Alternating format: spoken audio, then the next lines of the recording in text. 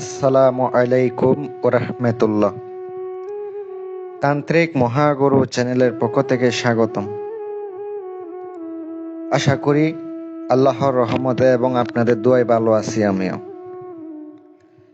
আজকে দুষ্ট জিনকে জ্বালানোর জন্য কিছু কিছু জিন আছে, ওই জিনগুলারে জ্বালাইয়া দেওয়ার জন্য, আগুনের মধ্যে ফুরানোর জন্য আজকে একটা ভিডিও দেব।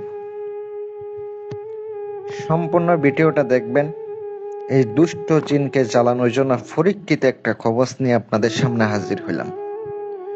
পরীক্ষিত একটা তদবির নিয়ে আপনাদের সামনে হাজির হলাম।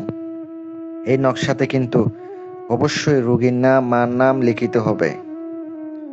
রোগীর নাম এবং মায়ের নাম অবশ্যই লিখিত হবে, কারণ রোগীর নাম এবং মায়ের নাম লেখার অপশন অবশ্যই রয়েছে। নকশাতে আপনি একটা গড় দেখতে পাচ্ছেন, ওই গড়ের নিচে কিছু আরবি লাইন দেখতে পাচ্ছেন।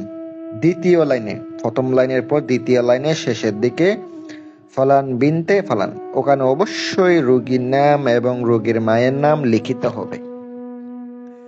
যদি কোনো দুষ্ট জিনকে আপনি জ্বালাতে চাই, সে যাইতেছে না কোনোভাবে, তাহার শরীর থেকে এই দুষ্ট জিনকে আপনি জ্বালাইতে পারবেন।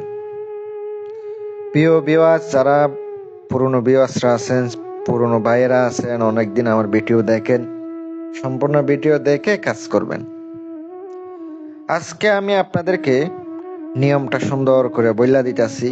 আর যারা জিনের সমস্যা আছেন, বিভিন্ন সমস্যার সমাধান করতে চান, তারাও আমার সাথে যোগাযোগ করবেন, ইনশাল্লাহ কাজ করে দেওয়া হবে। এই দুষ্ট জিন যদি না যাইতে চাই, তাকে জ্বালাইতে পারবেন। আর যারা সমস্যার সমাধান করবেন, তারাও যোগাযোগ করবেন। এই জিনের কাজগুলা কিন্তু খুব ভয়ানক কাজ। কিছু না বুঝা উল্টা পাল্টা কাজ করতে যাবেন, উস্তাদের কাছ থেকে না শিক্ষা ভাই করতে গিয়ে বিপদে পড়তে পারেন। জিনটা আপনারে একবারে বিপদে ফালাইয়া দেবে। প্রথমত 7টি কুয়ার পানি সংগ্রহ করতে হবে, 7 পুকুরের পানি জোগাড় করতে হবে, করিয়া গোসল করাইবে ওই রোগীকে। একটি স্থানকে মাটি দ্বারা লিফিয়া ওই স্থানে নতুন পাতিল রাখিয়া উহার ভিতরে একটি প্রদীপে সরিষার তেল ডালিয়া রাখিবে। এরপর উক্ত নকশা ও মন্ত্র সলিতা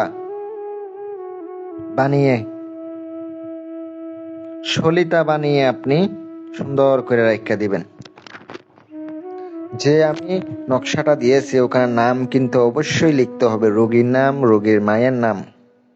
ওই সলিতা বানাইয়া তারপরে আপনাকে সুন্দর করে এটা রাখিয়া দিতে হবে এবং জ্বালাইতে হবে। আর আসরগ্রস্ত রোগের উপরে নিকট বসিয়া রাখিবে, মানে আপনি যে এগুলা জ্বালাবেন, ওই যে জিনে গ্রস্ত ওই লোকটার ওখানে সামনে বসাইতে হবে। বসাইয়া আপনি অবশ্যই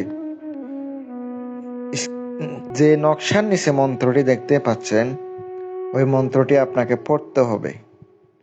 রোগীর নাম এবং রোগীর মায়ের নাম লিখিত হবে সুন্দর করে।